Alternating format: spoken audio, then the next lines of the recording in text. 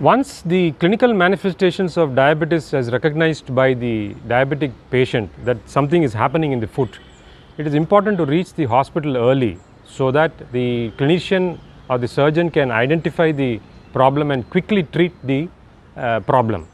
So the clinical manifestations are, apart from what we have already said, the simple manifestations, you have more complex manifestations like blistering, pus discharge, abscess, redness or ascending infection, or general condition of weakness or fever, high blood sugars, pain, or any other change in the manifestation which the patient feels there is a significant change in his overall general condition. These are the clinical manifestations which, once they identify, they reach the hospital early and the treatment is done in a very scientific and a clinical manner.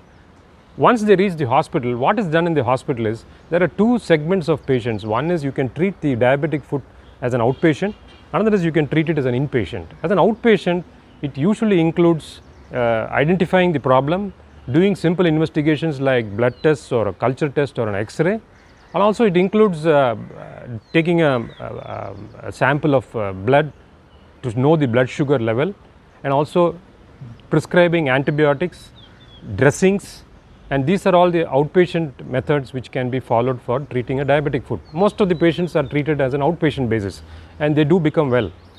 Once the patient is admitted into the hospital, the tests are followed up with more elaborate testing for the foot, and usually the antibiotics is intravenous, and usually the surgeon does small incisions to drain the pus or drain the infection. Dressings will be continued. Some patients will require what is called as a debridement procedure, which is removing a little bit of dead tissues, and ultimately the rehabilitation continues with outpatient treatment and as well as a footwear treatment. It is important to remember that whatever as a diabetic foot surgeon we do, it is our main aim to go for a complete salvage of the foot, in the sense that my aim is to bring the patient back to walking as he was doing in his previous, before he developed the diabetic foot. I can give you an instance of where a patient of mine, who is almost now 25 years since I have treated her, this patient actually went to Haridwar on a religious tour, and she had a small blister in her foot which quickly developed into a major diabetic foot infection.